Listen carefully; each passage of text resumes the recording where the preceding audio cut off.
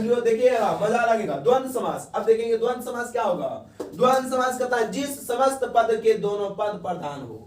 अभी कहता है दोनों पद प्रधान हो, एक दोनों पद प्रधान नहीं था और इसमें दोनों पद प्रधान हो। विग्रह करने पर, यानी विग्रह करने पर मतलब तोड़ने पर, विग्रह करने मतलब तोड़ने पर, और का शेष देता हो, या का शेष देता हो, और एवं का शेष देता हो या लगता हो, उसे कौन सा समास कहते हैं? द्वंद्व समास। कौन सा समास कहते हैं? द्वंद्व समास कहते हैं। जैसे रात दिन, इसका मतलब होता है रात और दिन, तो और का शेष दिया दाल और भात, दाल या चावल, या भी देते हैं दाल एवं चावल, या भी करते हैं। तो ये सब क्या हो गया? द्वंद्व समास हो गया। भाई और बहन, भाई या बहन, भाई और बहन, ये सब क्या है? द्वंद्व समास है। गंगा यमुना, गंगा या यमुना दोनों नदी है, ऐसे बोलते हैं गंगा बोली या यमुना बोली, दोनों नदी है ना। यहाँ का शेष देता है और का शेष देता है, तो ये द्वंद्व समास। आयात निर्यात, आयात खरीद और बिक्री, खरीद और बिक्री द्वंद्व समास है। देश विदेश क्या होगा? द्वंद्व समास। यानी लगातार आने वाली क्या बढ़, जैसे राधा श्याम, सीताराम, ऐसा, तो ये सब का सब क्या होगा? द्वंद्व समास होगा। क्लियर है? आता बातें समझ में हमारा? जब पढ़ लिया होगा, अच्छा से समझ में आ रहा होगा, तो पूरा इजी लग रहा होगा। जैसे देखना, अब कहता है छठा आप जानेंगे अवयवी भाव समास। क्या लिखा हुआ है? अवयवी भाव समास। अवयवी भाव समास कहते किसे हैं? कहता पहला पद प्रधान हो और दूसरा पद इसके साथ जुड़कर के अवयव के रूप ग्रहण करता हो। अवयव का रूप ग्रहण करता हो। कैसा ग्रहण करता हो? अवयव का रूप ग्रहण करता हो। पहला पद क्या हो? प्रधान हो।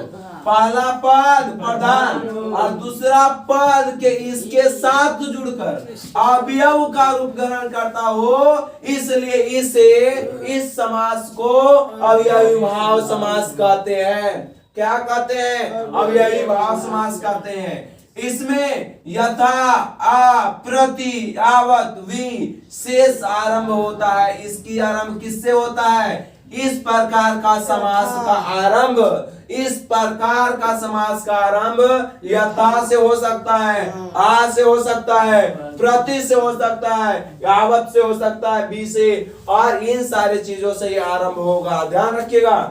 जैसे प्रतिदिन, प्रतिदिन, तभी प्रति मतलब एक, प्रति मतलब एक होता है, हर एक दिन की बात कर रहा था। इसमें पहला पद क्या होगा? प्रधान। ही तो ज्यों का त्यों रहेगा। दिन, दिन में कोई मतलब है? तो दिन में तो कोई चेंज का नहीं होगा, लेकिन प्रति का पहले जो एक वर्ण लगा हुआ है, यही पद को प्रति का। प्रतिदिन आया, क्या आया? प्रतिदिन। क्या आया? प्रतिदिन। तो प्रतिदिन अथा कर्म, ये क्या है? तो प्रति, देखो प्रति क्या, प्रति क्या है? पहला पद प्रधान है, तो पहला पद ही प्रधान है, तो ज्यों कहते रहेगा। तो जो बदल रहा है, जो मेन है, वो प्रधान होता है। तो साथ जुड़ करके ये दोनों जो मिलकर के एक वर्ड बनता है, इसी वर्ड को अवयवी भाव समास कहते हैं। क्या कहते हैं? अवयवी भाव समास कहते हैं। सबको पता चल रहा है? अब कहता है जैसे यथा कर्म, देखो अभी बताए कि आ जाता है, यथा आ जाएगा, प्रति आ जाएगा, यावत आ जाएगा, बी आ जाएगा, इन सारी चीजों से आरंभ होगा। तो इस तरह के समास को क्या कहेंगे? अवयवी भाव समास कहेंगे। जैसे यथा कर्म, यथा कर्म, ये कौन सा समास है? अवयवी भाव समास।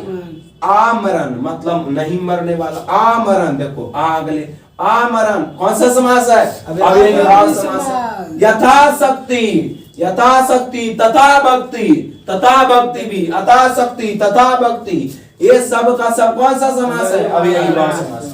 यानी जो शक्ति का चेंज होगा कभी नहीं। चेंज कौन से आ रहा है? पहला पद, पहला पद में लगा दिया, देखो यथा कर्म लगा दिया तो यथा कर्म बन रहा है, यथाशक्ति लगा दिया तो यथाशक्ति हो गया। तो ये सब जो वर्ड है, जो आगे शुरू होता है, वो सब का सब ऐसा अगर जो जहां भी ऐसा वर्ड दिखे, जहां भी ऐसा शेष में आपका क्या मार देना है? अवयवी भाव। देखो व्यर्थ, व्या लगा हुआ, वो लगा हुआ, वी जो बोले वह, यर्थ, यर्थ का यर्थ तो चेंज है, वह लग गया, ये सब क्या हो गया? व्यर्थ। तो ये सब का सेंस क्या है? कौन सा समास है? अवयवी भाव समास है। पहले पहल, पहले पहल, पहले पहल भी अवयवी भाव समास है। दिनों दिन, रातों रात, बीचों बीच, हाथों हाथ, पल पल, पल पल, हाली हाली, ये सब जल्दी जल्दी, ये सब क्या है? अवयवी भाव समास है। समझ में आ रहा है? अब देखो द्विरुक्त शब्द के बीच में कौन कौन से आ सकता है? द्विरुक्त मतलब दूर या थोड़ा सा सेंस करने के लिए, दूर बताने के लिए सेंस में आ, ही, से, ना या आ का आता है तो समझ जाना क्या अवयवी भाव समास है। जैसे देखो एकाएक, घर ही घर, ही आया बीच में दूरी करने के लिए, ही घर, तो ये सब क्या है? अवयवी भाव समास। आस पास, आस से पास, तो ये सब क्या है? अवयवी भाव समास। ऐसा समझ में आ रहा है, ये नहीं कहा भैया विभक्ति चिन्ह आ गया तो ये तो तत्पुरुष समास होनी चाहिए जी, नहीं, यहाँ से समझ में आ रहना चाहिए कि घर ही घर लगातार है, आस पास, तो कहीं ना कहीं, मुंह, ऐसे वर्ड से अगर जो आता है तो आपको क्या होगा?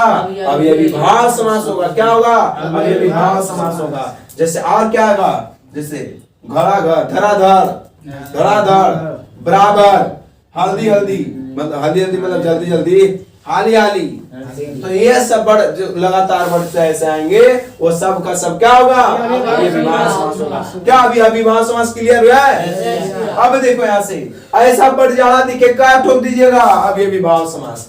नए समास इसमें नहीं का बोध होता है, वैसा समास जिसमें नहीं का बोध हो नए समास कहलाता है। जैसे अनपढ़, एक साफ पता चलो जो पढ़ा लिखा ना है अनपढ़ कहला। अनजान, जगह से कोई जान पहचान है वो अनजान कहला है। अज्ञान, जिसका पास कोई ज्ञान नहीं वो अज्ञान करता है। तो ये सब क्या होगा? नए समास के अंतर्गत आएगा। तो अब पता चल गया सातों समास क्लियर हो गया। तो टोटल समास में मतलब पक्का से क्वेश्चन छूटेगा। अगर जो पढ़ लिए और क्वेश्चन छूट गया तब फिर कहिएगा ना, क्वेश्चन नहीं छूटेगा।